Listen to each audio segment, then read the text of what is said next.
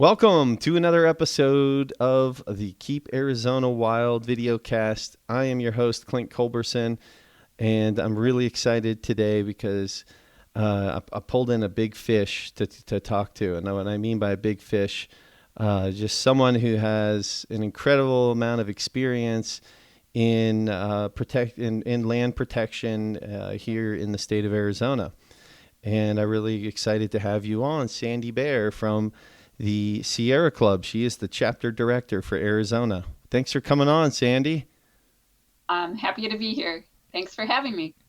Yeah, well, this is a new venture that I've jumped out into. I've had a previous YouTube channel, and I wanted to really bring in my focus more local to the things that I'm really passionate about. And there's nothing better than right here in Arizona and the land that I love. And I'm really getting into just land management issues over the last several years, and just really my mind just expanding and really seeing the big picture, because so much of this stuff is not really taught in school or even talked about in the media that much. And these are humongous issues that are taking place between really kind of land expansionists versus land protectors in a way. It's just like seems like almost like a never-ending tug of war that's taking place. And you're somebody who's really been on the front lines of it here in Arizona. And I kind of wanted to start off by just talking about your background. How does one become the chapter director for the Sierra Club? Well, I guess it's kind of a long and winding road, but I have always had an interest in environmental protection going back to when I was a kid, but I really never saw a career path in doing that. Partly because when I was in school, it was sort of like, okay, you need to do something where you'll get a job, right? Yep. and no one suggested it. So, but I did go back to school after I moved to Arizona. I've been in Arizona for 30 years and studied environmental studies, and then did an internship with Sierra Club, and just got involved in organizing a ballot measure campaign and all these other things. I worked for Audubon for a little while, as a lobbyist for the Mm. Audubon Council, and a land trust. And then this position came open, and I applied for it. This, by the way, this was the second time I applied for it. The first time around, 4 years previously, I did not get it, and then it opened up, and I applied for it and was hired. And so I've been working here more than 20 years now. So Incredible. Wow. And in so many ways, you really are on the front lines. I mean, you can you kind of explain what Sierra Club's involvement is with the political process that takes place, and how has Sierra Club even become kind of the one of the premier names in land protection in America? well, so I was really, I guess, interested in being involved with Sierra Club and working for Sierra Club because of the fact that we used a broad spectrum of tools in the toolbox, if you will, to accomplish our environmental protection goals. And so the Sierra Club, does grassroots organizing, and we do lobbying at the state, local, and national level. We um, have litigation. We do citizen science work. We do public education. So it's like a variety of ways that we engage. It's one of the reasons I really like my job, because I get to do a lot of different things. Um, I think the other thing about Sierra Club is that's maybe different than at least some entities, is that we have a very extensive volunteer base. And so while, our staff is not huge, we have a lot of volunteers who contribute. Um, and, obviously by writing, a comment and showing up at a public hearing and going out and leading a hike in an area that's threatened, all of those ways. But also, people who really like dig into like a draft environmental impact statement and Mm-hmm. help with comments and really have a lot of understanding about it. And there are people who developed that understanding by volunteering. It's not like they necessarily, some did, but a lot of them didn't come to Sierra Club and say, "Oh, I have this expertise. I want to do this." They cared about the issues and they wanted Mm-hmm. to learn about it. And I think that's important to convey, because one of the one of the things I've heard over the years is sometimes people don't get involved because they don't think they know enough. And you know enough. You can learn more always, but don't people should never let that hold them back. Yeah.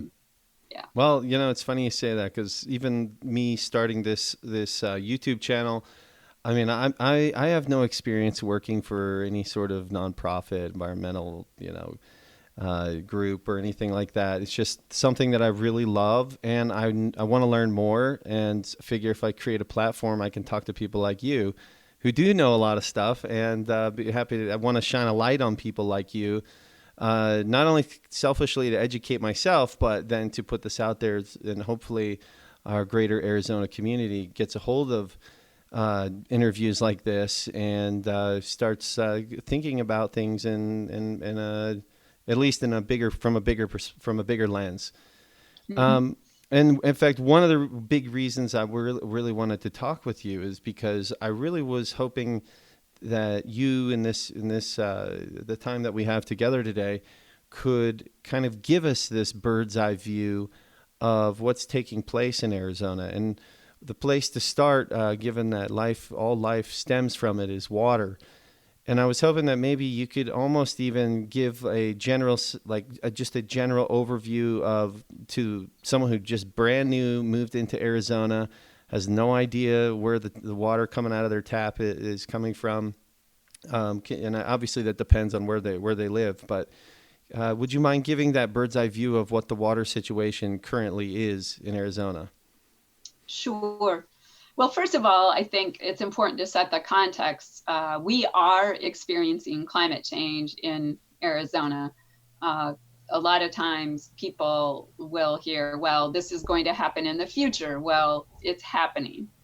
And one of the impacts of climate change is uh, hotter, drier, more intense droughts, and then when we do get rain, more of it coming all at once, and so that really affects everything. And so I think it's important to look at that.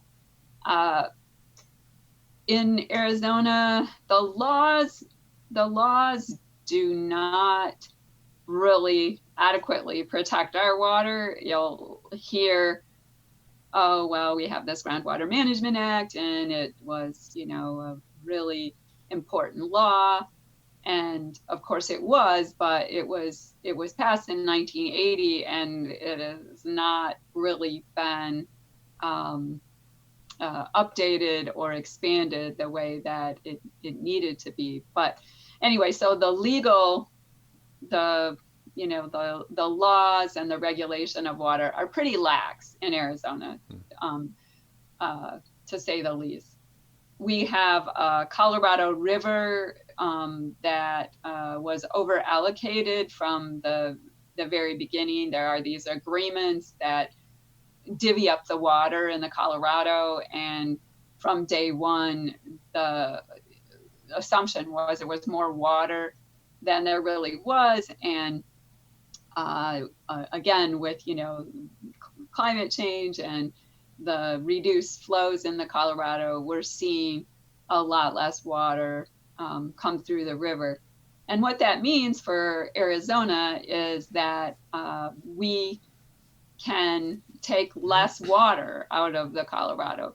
And the reason for that is because it was part of this agreement to get the Central Arizona project, which I think maybe most people know that that's, a big canal that brings water into, pumps it uphill, brings it into Phoenix, and all the way on down to Tucson.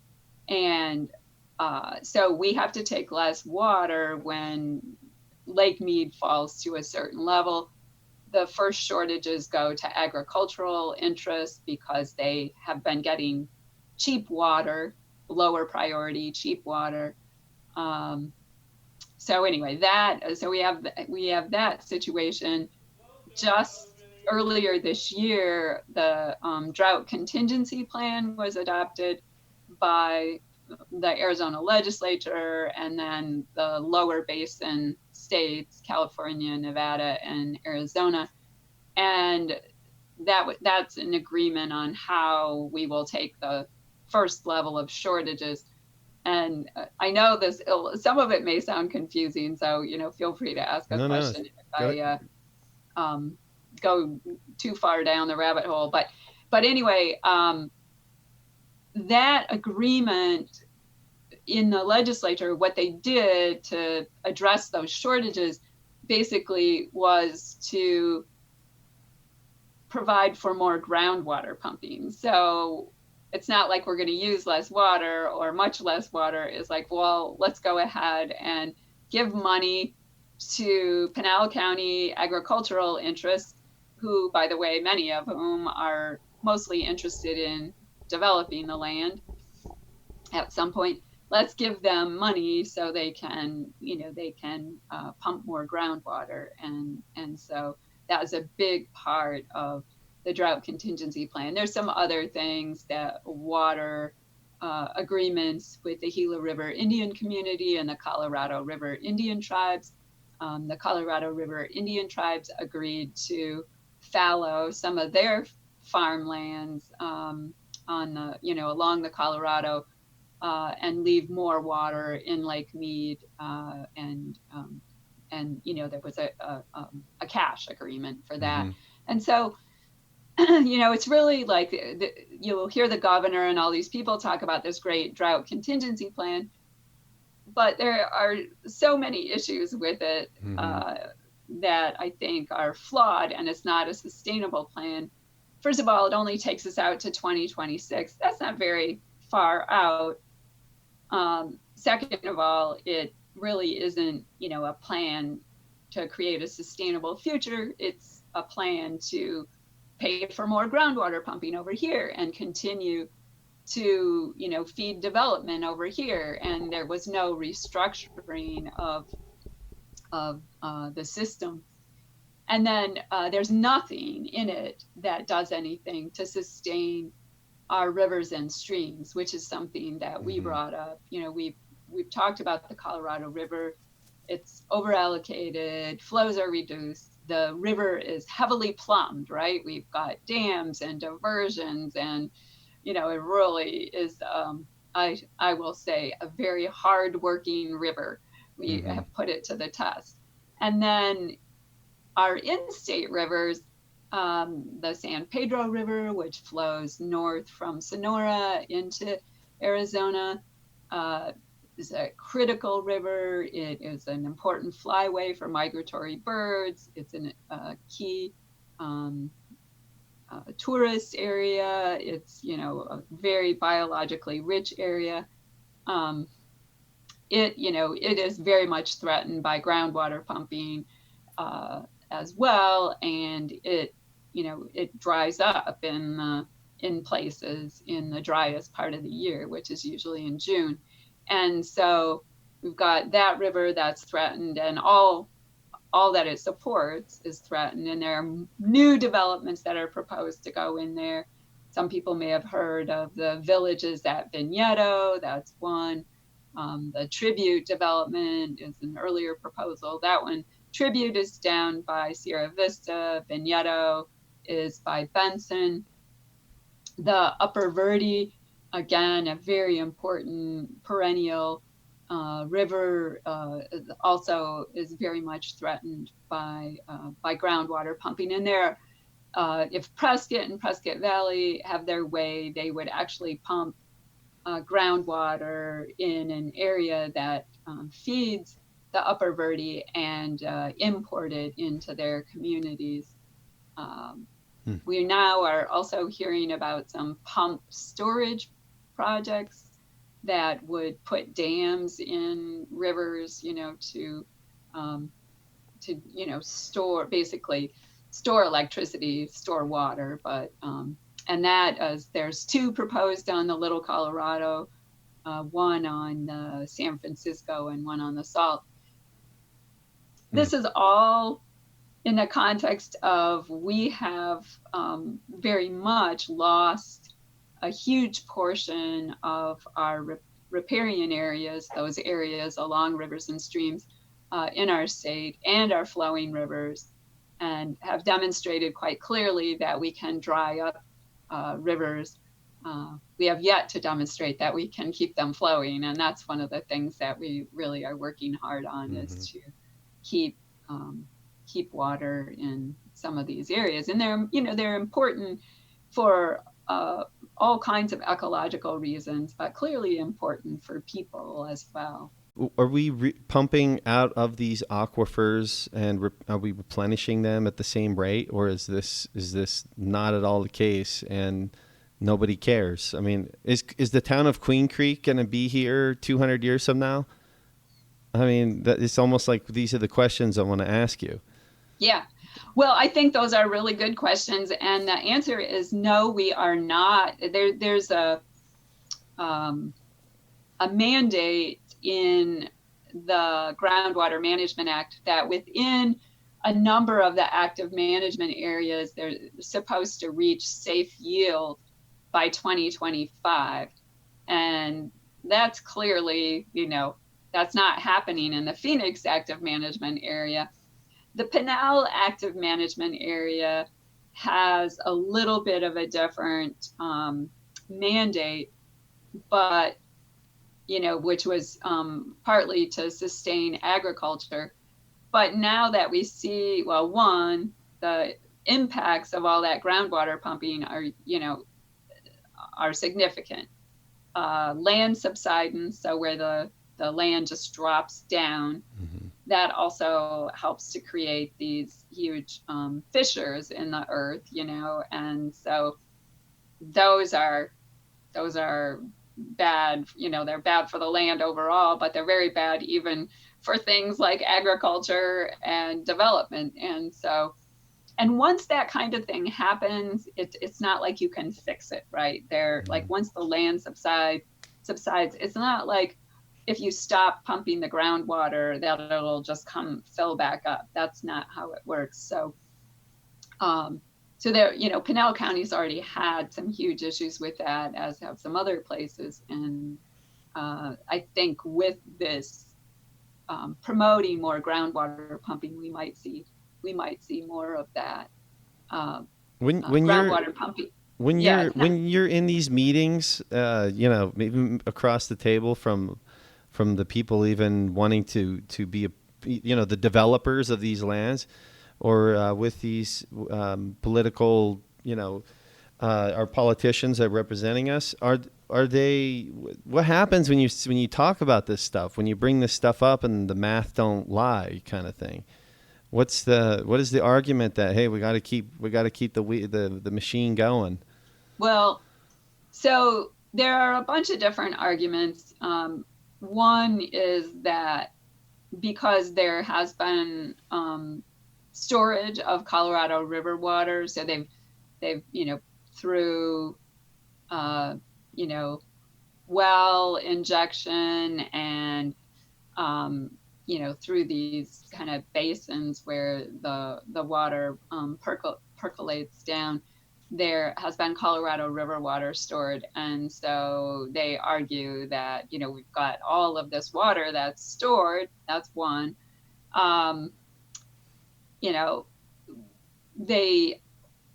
of the other things that always comes up is water augmentation. There's actually an entity the governor set up that focuses on augmentation. So they're always looking for the next water source, right?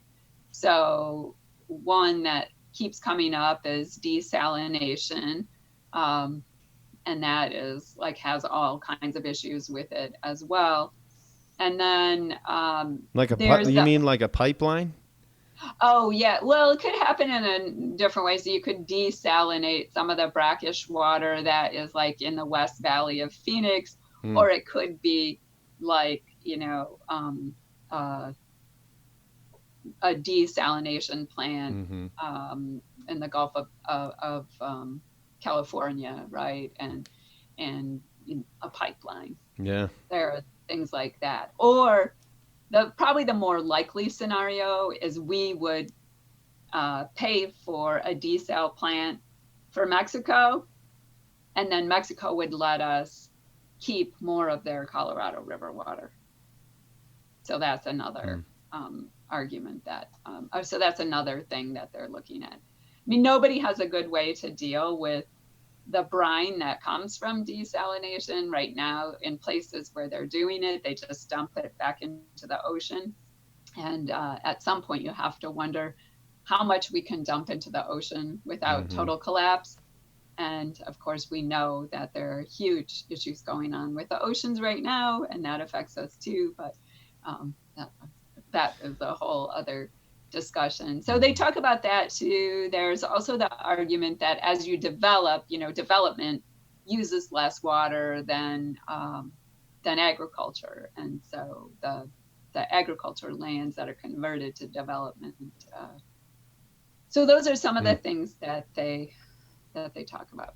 Yeah. And our argument is that you can't just keep doing that. I mean, that really, and you know there are all kinds of things that we need to do to keep the place where we live livable.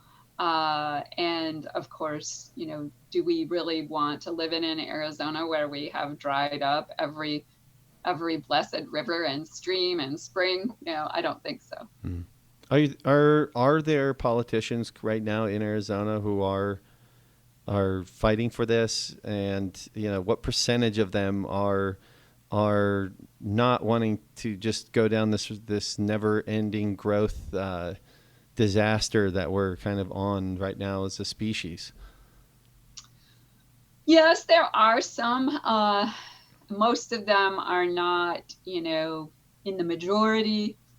For example, in the legislature, and then the governor is a real problem on environmental protection overall, Hmm. addressing climate change, all of the things on the list on my list of things that are most important.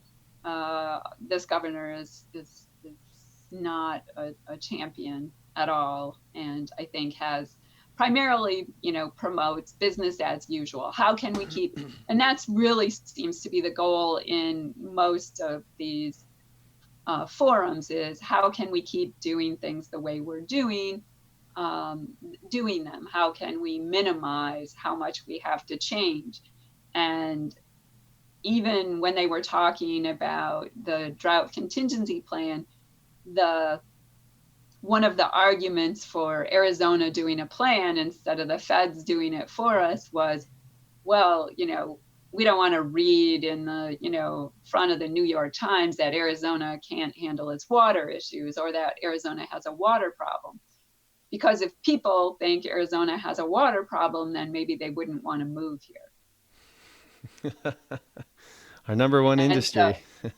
yeah, and so Yeah. that is that is one of the things that keeps coming up. Yeah. Yeah. Um, uh, do you see us potentially righting the ship, or do you think that no changes will be made until it goes into DEFCON 5 and all of a sudden, we're having major water shortages and, the cat's out of the bag kind of thing? I think that we will. I right now, if well, on the one hand, a lot of the people we've elected to office are not doing, anything to change things. On the other hand, there are a fair number of people who are trying, and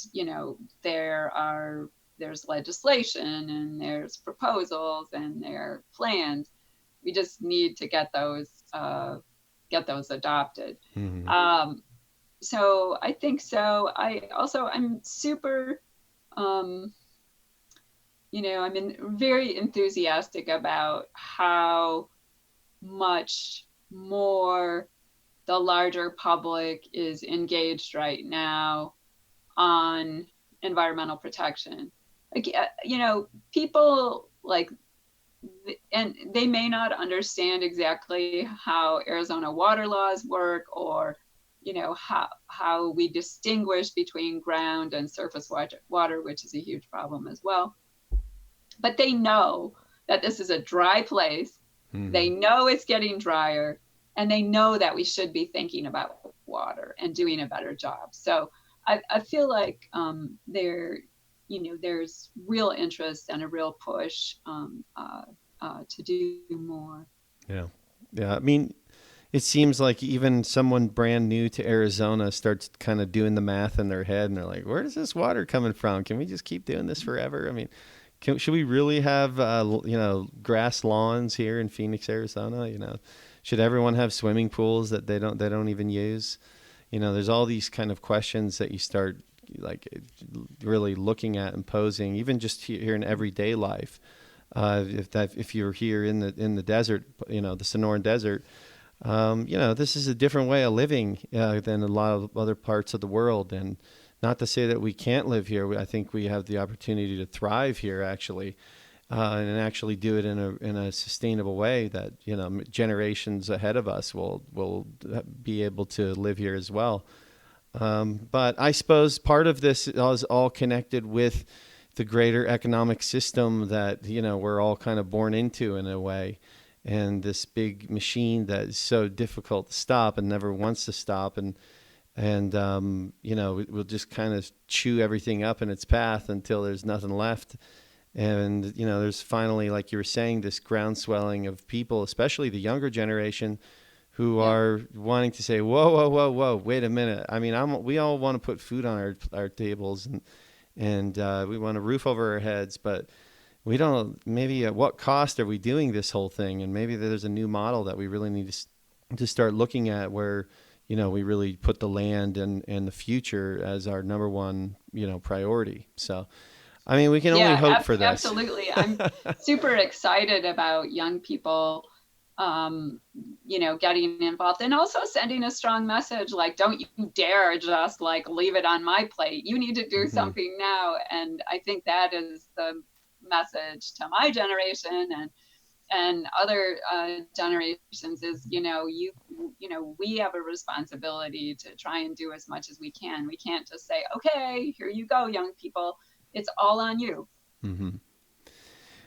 Can you give us an update on uranium mining in the Grand Canyon? And for anyone who doesn't know, I mean, you don't have to go into all the gory details of the history of uranium mining in the Grand Canyon, but where are we at the current moment, and what's at risk here? Sure.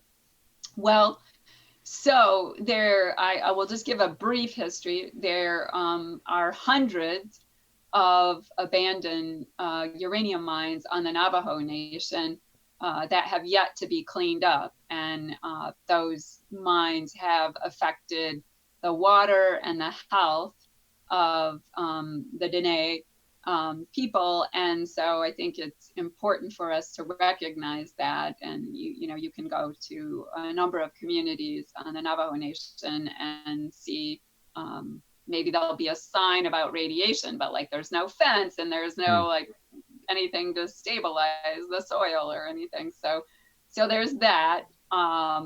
There is an old uranium mine inside Grand Canyon National Park, the Orphan Mine, that it's believed has contributed to contamination of Horn Creek, which has a warning on it. If you're a hiker, don't drink the water unless, you're in danger of dying, from Mm-hmm. dehydration. And then, a few years ago, well, almost 10 years ago now, there was a spike in uranium prices, and that resulted in a bunch of thousands of mining claims on public lands around Grand Canyon National Park, on Bureau of Land Management lands, National Forest lands.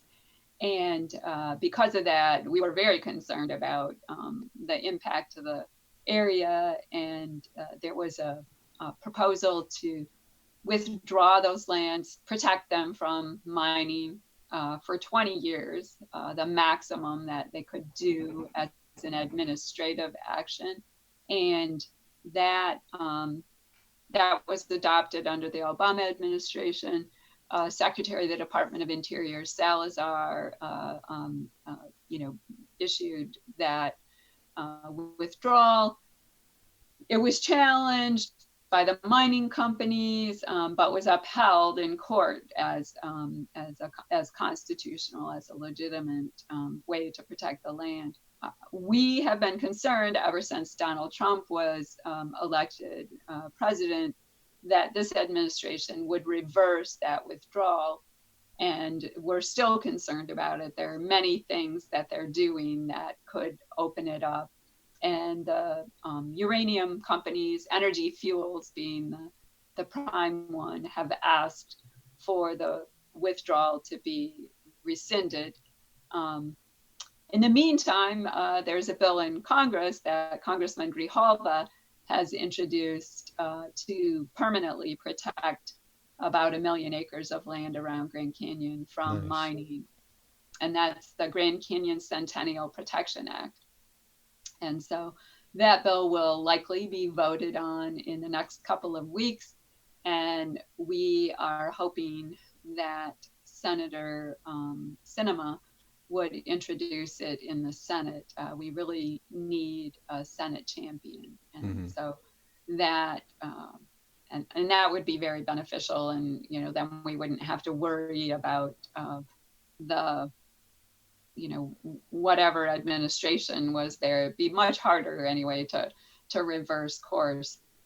Meanwhile, there are some existing mines. The Canyon mine is a mine that's about 7 miles from Grand Canyon, and it is in an area, a traditional cultural property area of Red Butte region on the Kaibab National Forest.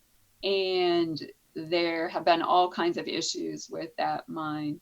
And they haven't even mined any uranium, which of course we hope they never do. But one of the things that happened is when they drilled down into the ground for the mine, they hit a perched aquifer. And so there's water like just pouring into it. And so they're like pumping out millions of gallons of water, and something that, well, there were some in government that anticipated it, but they were ignored. And, the company went forward, and the Department of Environmental Quality permitted it. So we've asked the Department of Environmental Quality to basically not allow them to go forward with their current permit, and to instead permit a closure permit, tell them that, they can't really go forward with this without risking the aquifer.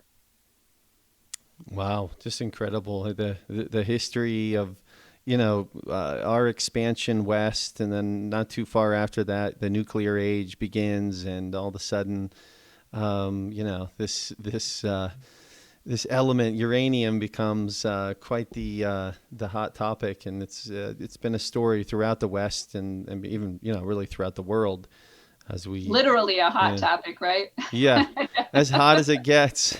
Yeah, I should add that one of the Havasupai, they live down in Grand Canyon, and of course their water is hydrologically connected to the water up on the rim, and they have been fighting canyon mines since the 80s, and have really been leaders on this whole fight on uranium mining.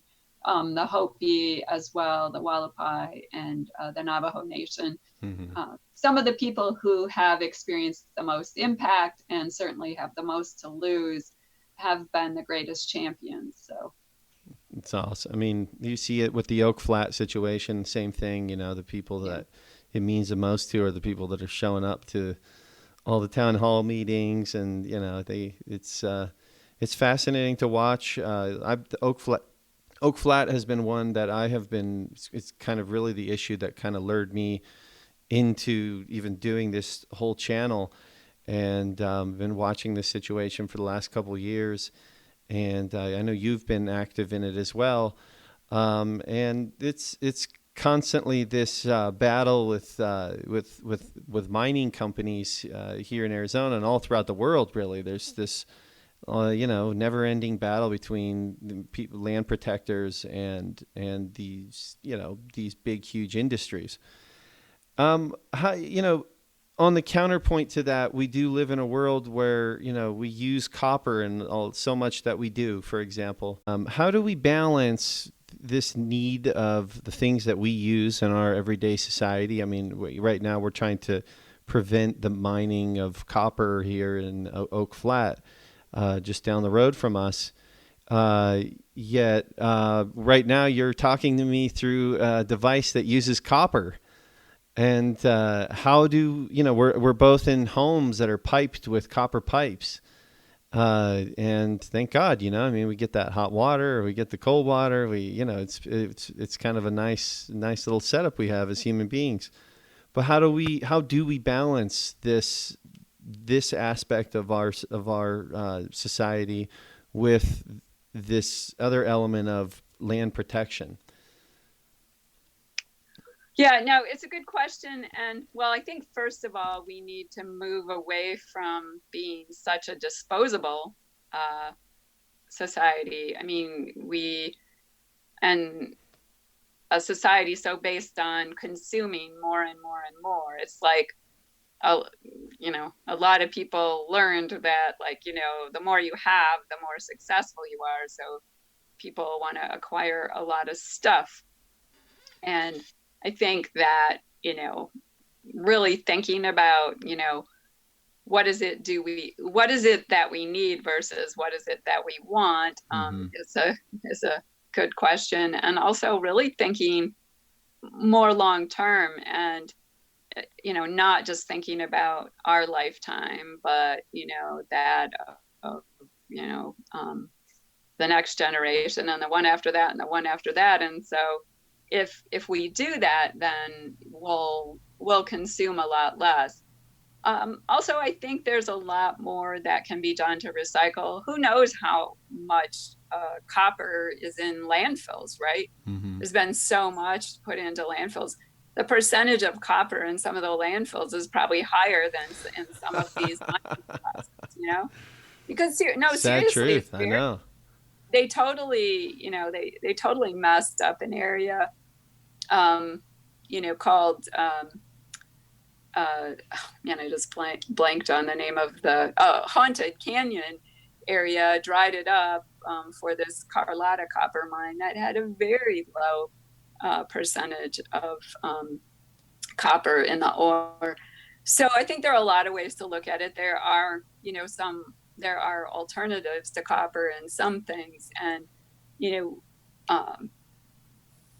I suppose the other thing is, rather than destroy a whole new area, looking at, mining in the area that they've already destroyed. But instead of opening up, and then recognizing that there are some places that just shouldn't be mined. As we move forward, we'll find ways to, I hope, reuse or recycle everything. One thing I would love to see is the design of things like this device I'm using to talk to you. on, so they aren't designing for this planned obsolescence, right? That they are like designing things to last, and that we can, or trade it in, and that it's refurbished, and that kind of thing, instead of having to tear things apart and pick out what might be recyclable. So I think just overall, consuming less, there's like whether it's like consuming less meat, that is going to be good for the planet. That's going to be good for climate change. That is going to mean the use of less water.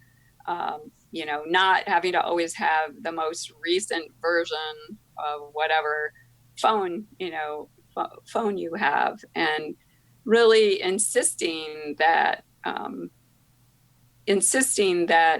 the entities from which we buy things, that they're being responsible for the life cycle of those products, and thinking about the life cycle of products.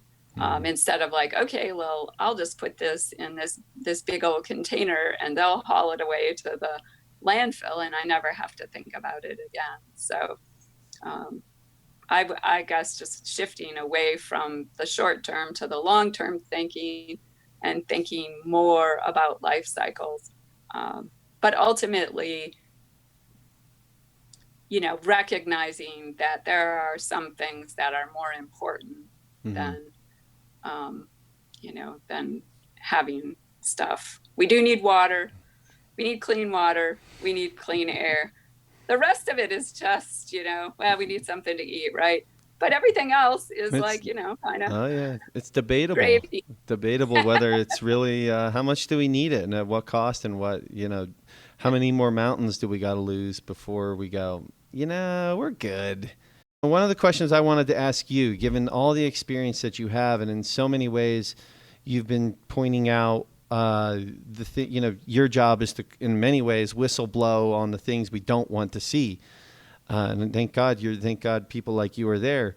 But what is your utopian view, in a sense of what is the potential of a place like Arizona? I mean, if you became the governor tomorrow and you got to dictate, how things go, or what it would be a world that you would love to see for the future, 5 generations from now, if everything goes smashingly successful, what does it look like?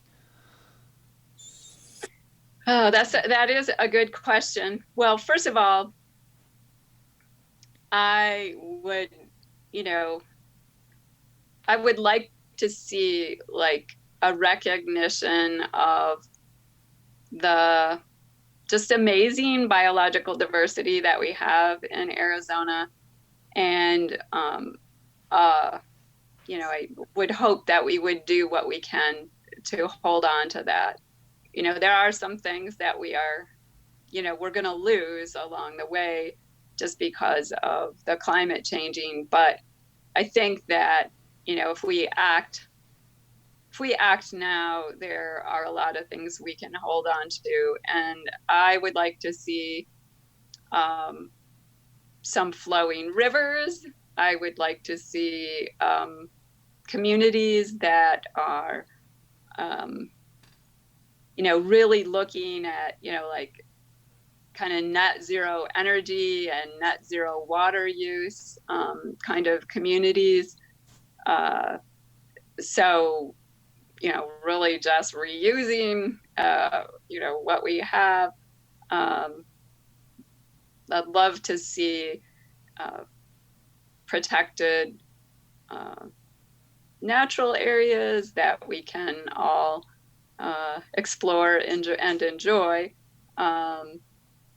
including the Ponderosa Pine Forest. I'm hoping we still have some, and the Sonoran Desert. And I just think really, I guess the number one thing I would like to see is just an ethic of really valuing this place we live, valuing and connecting to it. I feel like a lot of times, especially with the Sonoran Desert, I feel like people kind of, they look at that word desert and they look at the fact that it's arid and they think, well, this is a wasteland, right? I've even heard that used, and like, we just have this amazing desert. It is so biologically diverse, and I just love the Sonoran Desert. And so I hope that there is, there's an ethic of, of respect for it and the other really amazing places, the other creatures we share this state with, that we, that when, someone goes out into, eastern Arizona, the White Mountain area, that they actually like hear the howl of wolves, because that wolves have recovered to a significant part of their former range. I hope that I would like to see no wall on the border. Like, you would hardly know that it was the, United States or Mexico, that people and animals could travel, and that we would be much better neighbors than we are right now. So that's a little bit. I guess I could That's go a beautiful on, but vision. I think those are... Yeah, that's a beautiful vision. I've been reading the book Desert Solitaire by Edward Abbey recently, and he kind of depicts, and all of a sudden I can't remember the part of I don't know, maybe it is part of the Colorado or the Green River, the one that Glen Canyon Dam became. And he depicts his trip. He did like a 10-day rafting trip right before they dammed it all up and everything was changed. But he so eloquently described, the beauty that was along these southwestern rivers in these ecosystems, these riparian ecosystems that you talked about earlier, that are just so unique that you don't see anywhere else in the whole country, really. And the types of species that are there, and the beauty that it's just stunning. I mean, anyone who goes down to parts of the Salt River that are still intact can see just how gorgeous, and the smells, and it's amazing. I wanted to ask you, what would a world look like if we removed the dams?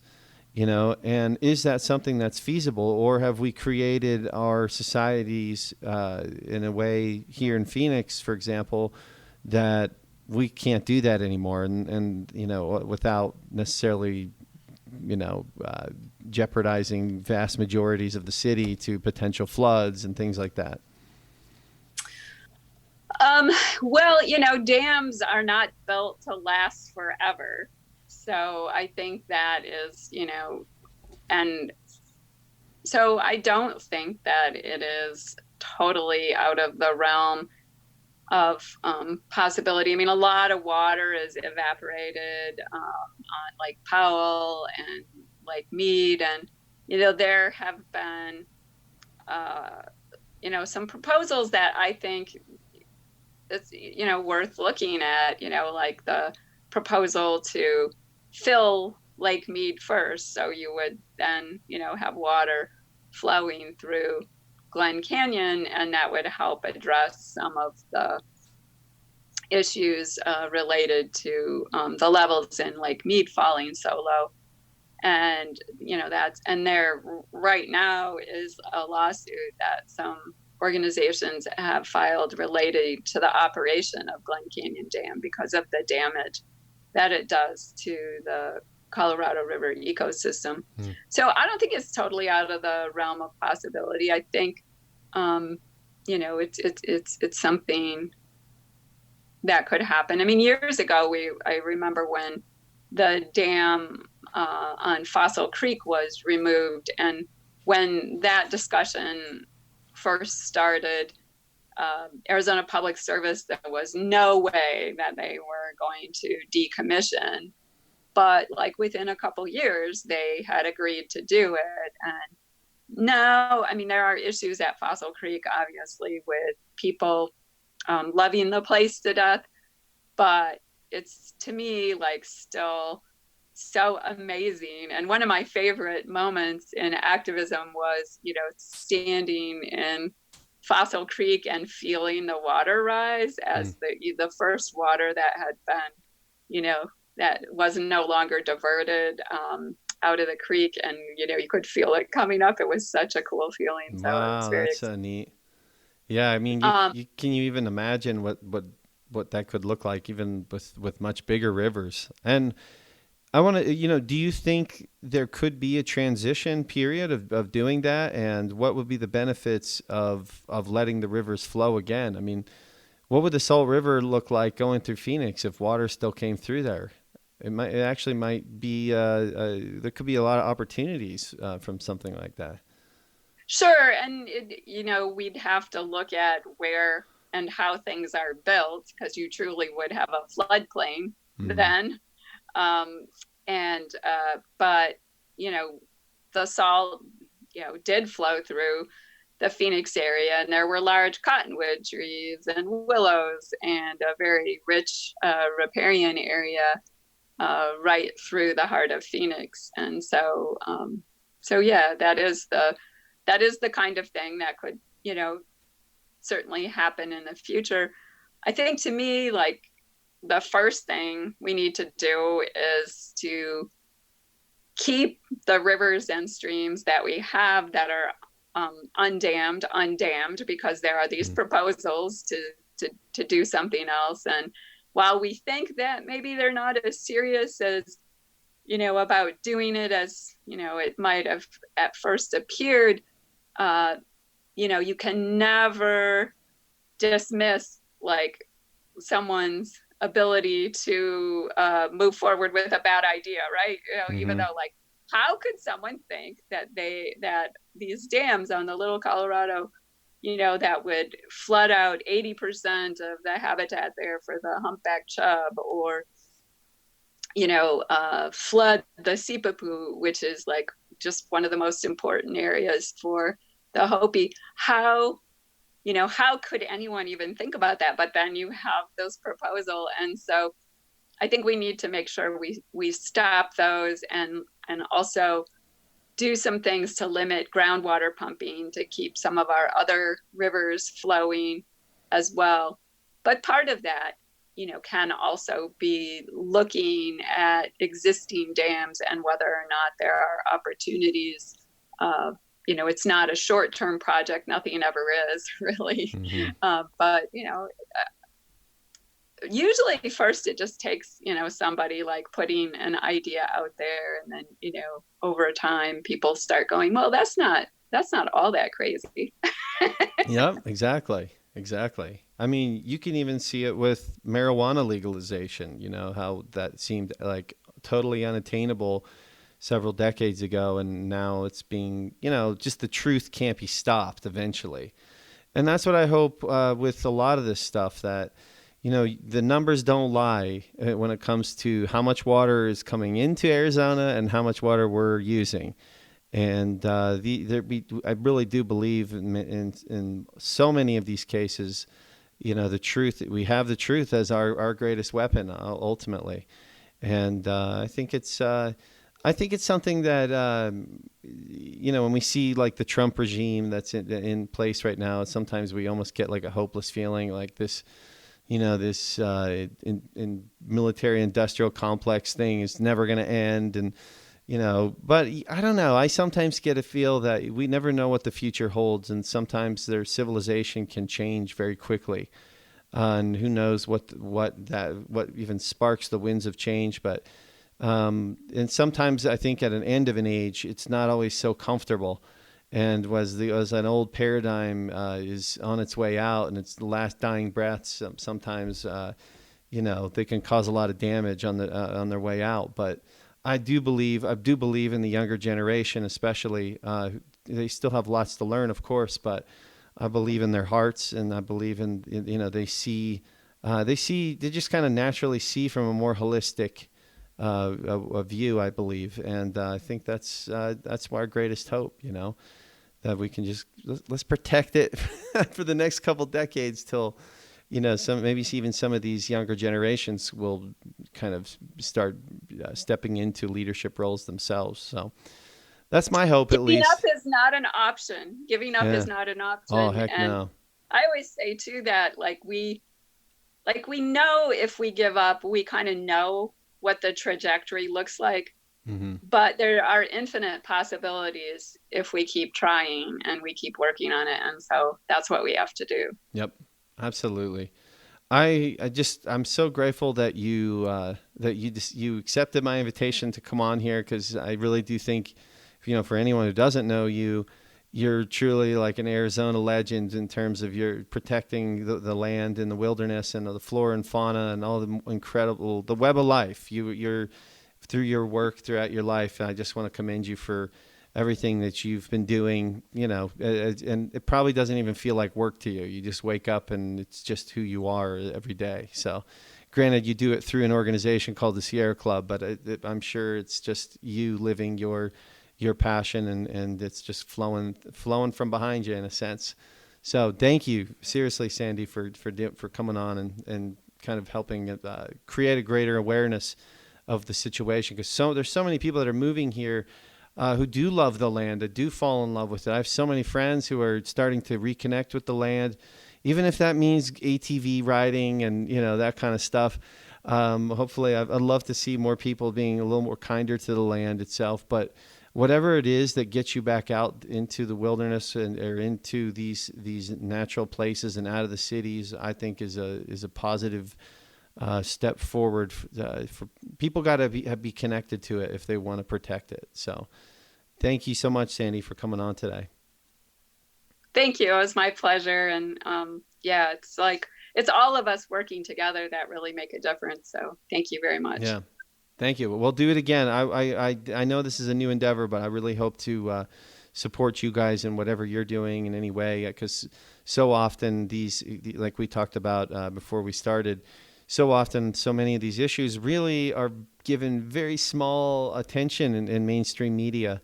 And there's, if anyone knows, there's many agendas that are taking place, and we're especially when we're talking about who's funding these organizations, and in terms of, it's development is a part of the American way, and I hope to be someone who, like through citizen journalism in a way, gets the voice out of the voice that's not heard, and oftentimes that's the voice of truth. So thank you, Sandy. We'll be in touch in the future. Sounds good. Okay. Thanks so much. Now.